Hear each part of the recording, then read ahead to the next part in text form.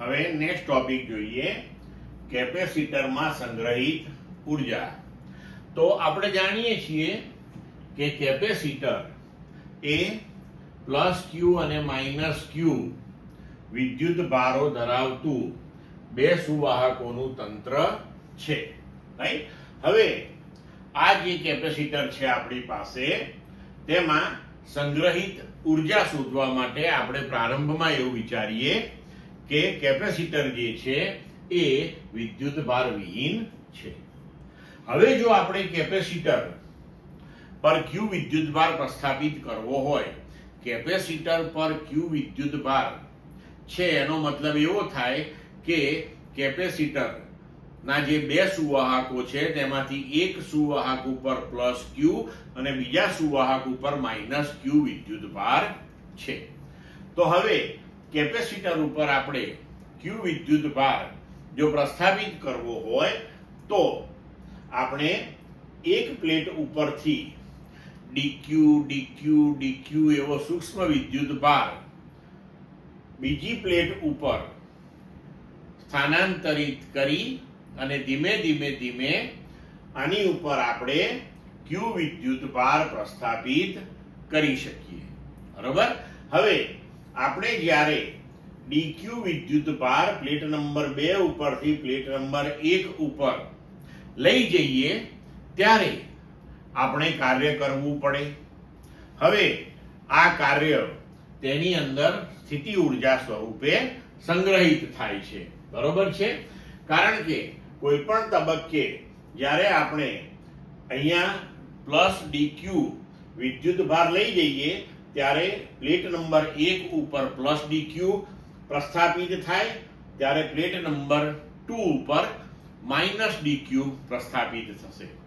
તો plate number 1 જે છે કોઈ પણ તબક્કે પ્લેટ નંબર 2 એટલે કે બીજા નંબરના સુવાહક કરતા ઊંચા સ્થિતિમાને હોય, એટલે આપણે બહારથી કાર્ય કરવું પડે. હવે ધારો કે કોઈ વચગાળાની એવી સ્થિતિ આપણે વિચારીએ કે જે સમયે સુવાહક 1 ઉપર પ્લસ સ્મોલ ક્યુ અને સુવાહક 2 ઉપર માઇનસ સ્મોલ ક્યુ વિદ્યુત ભાર છે. અને હવે જો આ કેપેસિટર ઉપર સ્મોલ ક્યુ વિદ્યુત ભાર હોય તો કેપેસિટરની બે પ્લેટ વચ્ચે વિદ્યુત સ્થિતિમાનનો તફાવત થશે Q/C. હવે આ સ્થિતિમાં, આ વચગાળાની સ્થિતિમાં જો આપણે સુવાહક 2 ઉપરથી સુવાહક 1 ઉપર dq જેટલો વિદ્યુત ભાર સ્થાનાંતરિત કરીએ તો કેટલું કાર્ય કરવું પડશે? તો કે dw બરાબર Q/C ઇન્ટુ dq, વિદ્યુત સ્થિતિમાનનો તફાવત ગુણ્યા dq. તો આવી રીતે આપણે dq dq dq dq વિદ્યુત ભાર સુવાહક 2 ઉપરથી સુવાહક 1 ઉપર સ્થાનાંતરિત કરતા કુલ q વિદ્યુત ભાર જો કેપેસિટર ઉપર પ્રસ્થાપિત કરીએ તો તે માટે કરવું પડતું કુલ કાર્ય w બરાબર સંકલન dw. તો સંકલન 0 થી q, પ્રારંભમાં કેપેસિટર ઉપરનો વિદ્યુત ભાર 0 હતો અને ત્યારબાદ અંતિમ વિદ્યુત ભાર આપણે q પ્રસ્થાપિત કર્યો, તો 0 થી q, Q/C dq. હવે q નું સંકલન કરીએ, c તો અચળાંક છે, તો સંકલન થશે q²/2. અહીંયા લિમિટ મૂકી દઈએ 0 થી q. હવે જો અહીંયા આપણે લિમિટ ગોઠવી દઈએ અંદર તો આપણો જવાબ થશે q²/2c.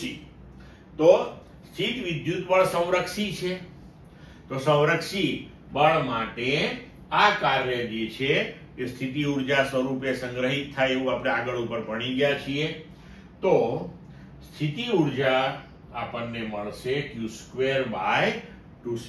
એટલે કેપેસિટર ઉપર જો q વિદ્યુત ભાર જમા થયેલો હોય તો આપણે કહી શકીએ કે કેપેસિટરમાં સંગ્રહિત ઉર્જા q²/2c છે.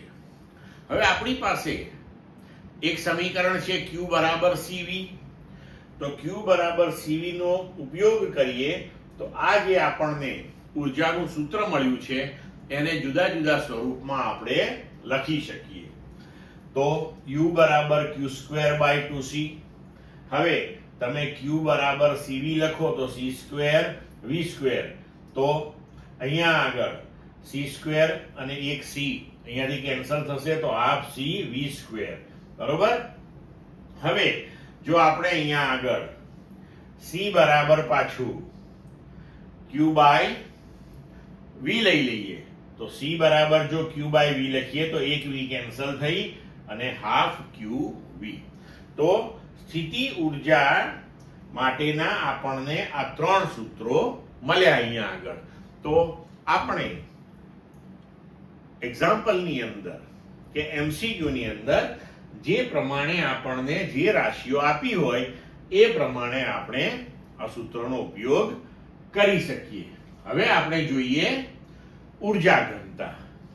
ધારો કે આપણે સમાંતર પ્લેટ કેપેસિટર વિચારીએ કે જે કેપેસિટર જે છે તેની પ્લેટો નું ક્ષેત્રફળ a છે અને પ્લેટો વચ્ચેનું અંતર d છે. બરાબર. હવે ઊર્જાનું આપણી પાસે સૂત્ર આવ્યું U બરાબર q²/2c. તો હવે અહીંયા આપણે q બરાબર સિગ્મા ઇન્ટુ a. સિગ્મા એટલે ઊર્જા ઘનતા, અરે વિદ્યુત ભાર ઘનતા. બરોબર છે. તો એકમ ક્ષેત્રફળ દીઠ વિદ્યુત ભાર. તો એ ક્ષેત્રફળમાં કેટલો? તો સિગ્મા ઇન્ટુ a એ આપણો q છે. બરોબર. તો q બરાબર સિગ્મા ઇન્ટુ a એનો વર્ગ 2c.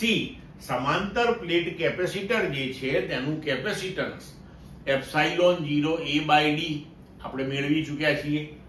તો અહીંયા આગળ આપણે ε0 a/d ગોઠવી દીધું. અહીંયા a² તો એક a કેન્સલ થઈ જશે. તો હવે અહીંયા E બરાબર સિગ્મા અપોન ε0 છે આપણી પાસે. તો હવે એક કામ કરીએ, અહીંયા સિગ્મા સ્ક્વેર થશે, a² એક a કેન્સલ થશે. તો હવે અહીંયા આપણે ε0 વડે ગુણી નાખીએ અને ε0 વડે ભાગી નાખીએ તો આપણને મળશે σ² અપોન ε0². σ² અપોન ε0² ને આ પ્રમાણે તમે e² લખી શકો. અહીંયા જે ε0 વડે ગુણ્યું હતું એ એઝ ઇટ ઇઝ આવી ગયો અને ઇન્ટુ ad. હવે a ઇન્ટુ d એટલે શું? તો a ઇન્ટુ d એટલે કેપેસિટર જે છે તેનું કદ, એટલે કે કેપેસિટરની બે પ્લેટ વચ્ચે નો જે સ્પેસ છે, જે અવકાશ છે તેનું આ કદ થયું. તો હવે આપણે AD ને ડાબી બાજુએ લઈ જઈએ તો U ભાગ્યા AD કરો તો આપણને એકમ કદ દીઠ સંગ્રહિત ઊર્જા મળે. તો સ્મોલ u બરાબર કેપિટલ U અપોન AD તો ½ ε0 e². અહીં આપણે જોઈ શકીએ છીએ કે કેપેસિટરની અંદર ઊર્જા જે છે એ વિદ્યુત ક્ષેત્રના સ્વરૂપમાં સંગ્રહિત થાય છે. ક્લિયર મિત્રો?